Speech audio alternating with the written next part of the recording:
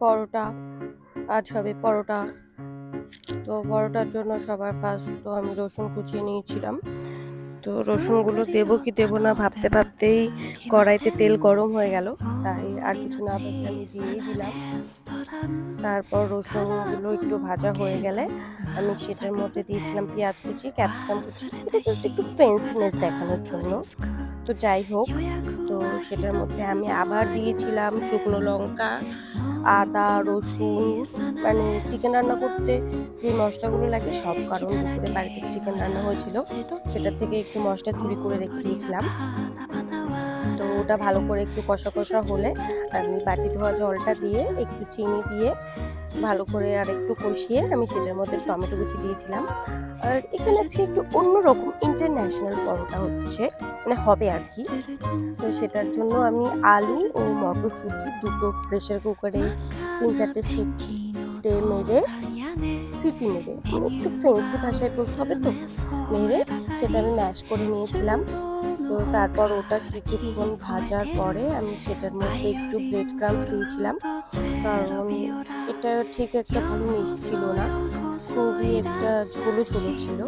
ওই জন্য তো ব্রেড ক্রাম্বস দিয়ে কিছুক্ষণ ভালো করে মেশানোর পরে ফাইনালি এটা টাইট হলো। আর এখানে আমি ময়দা দিয়ে লেচি বানানোর জন্য এখানে আমি আটা মেখে নিয়েছিলাম। তো প্রথমে ছোট ছোট আটা বেলে সেটার মধ্যে আমি বানিয়ে রাখা আলুর পুরটা দিয়ে একটু ইন্ডিয়ান ফ্লেভারের জন্য আমি এখানে ধনেপাতা দিয়েছিলাম।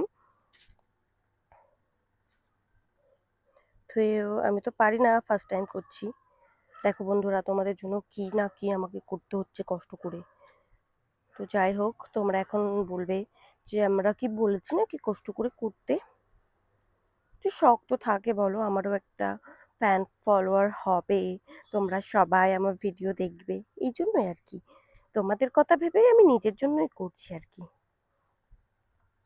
তো যাই হোক, এটা বেশ বেলা হয়ে গেছে, আমি খুব একটা ভালো বেলতে পারি না, তাও এটাই সব থেকে ভালো হয়েছিল ওই অতগুলো রুটির মধ্যে, তাই আমি তোমাদেরকে এটাই দেখালাম জাস্ট। দেখতে পাচ্ছ নিচেরটা কেমন শেপ হয়েছে। এটাও ভালো হয়েছিল না, এটাও ভালো হয়েছিল, আমি তো বেশ ভালো শিখে গেছি। মা দেখলে আমাকে বিয়ে দিয়ে দেবে এখনই।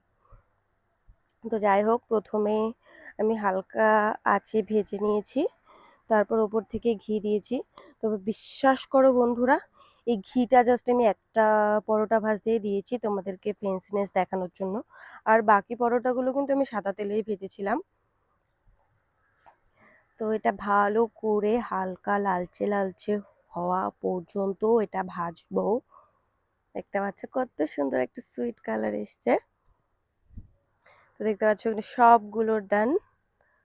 দেখো, আর সবার লাস্টেরটা যেহেতু ঘি দিয়ে ভাজা ছিল বলে কত কষ্ট করে আমাকে নিচ থেকে তুলে তোমাদেরকে দেখাতে হলো। দেখো, তো দুপুরে মাংস হলে কি হয়, সকালবেলা আমাদের মাটনের চর্বি দিয়ে ঘুগনিও হয়েছিল, তো সেটা বাটিতে ঢেলে আমি 3টে পরোটা দিয়ে এই যে কিছু শসা কুচি দিয়ে আমি এটা সার্ভ করে দিলাম।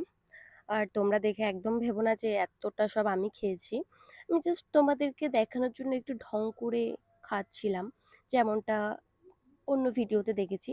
তো যাই হোক, এটা তো ভালো লেগেছে।